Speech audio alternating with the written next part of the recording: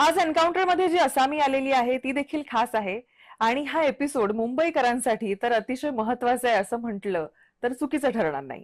कारण पावसाळा अगदी समोर आलेला आहे. असं असताना मुंबईसाठी अनेक समस्याही दरवेळेला उद्भवत असतात. यावेळी काय मुंबईची परिस्थिती असणार आहे, पावसाळा कसा टॅकल होणार आहे, अनेक विषय आहेत मुंबईशी रिलेटेड. त्या सगळ्याच विषयांवर आपल्याला बोलायचं आहे.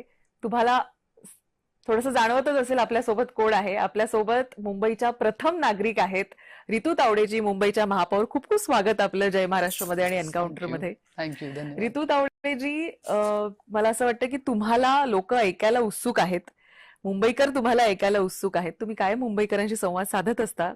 मात्र आता पावसाळा अगदी वेशीवर आलेला आहे असं म्हटलं तर वावगं ठरणार नाही. अनेक ठिकाणी कोकणामध्ये किंवा असं जाणवतंय की आता सरी येऊ लागलेल्या आहेत. मुंबई हा तसा फार मोठा विषय आहे. मुंबई, त्याच्या समस्या, या सगळ्या गोष्टींकडे मी येणार आहे. पण आज तुम्ही प्रथम नागरिक म्हणून आलेले आहात एन्काउंटरमध्ये. तर एन्काउंटरमध्ये येऊन मुंबईच्या प्रथम नागरिकांना काय वाटतंय? प्रथमतः मी मुंबईकरांना धन्यवाद करते. माझ्या कार्यकाळाला म्हणजे कालच मला 100 दिवस पूर्ण झाले मुंबईच्या महापौरपदी बसल्यानंतर. आणि मुंबईकरांसाठी या 100 दिवसामध्ये एक चांगला भ्रष्टाचार विरहित आणि सुशासन असा पूर्ण एक कार्यकाळ 100 दिवसाचा हा देण्याचा अतिशय प्रामाणिक प्रयत्न या ठिकाणी आम्ही केलेला आहे. मी केलेला आहे, उपमहापौर त्यांनीही केलेला आहे.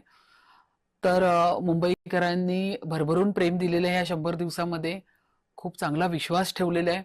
आणि मुंबईकरांबरोबरच मी ज्या पक्षाशी आज भारतीय जनता पक्ष आणि आमच्या महाराष्ट्राचे आमचे मुख्यमंत्री आदरणीय देवेंद्र फडणवीस साहेब त्यांनी जो विश्वास ठेवलेला आहे त्या विश्वासालाही मी पात्र ठरलेले आहे.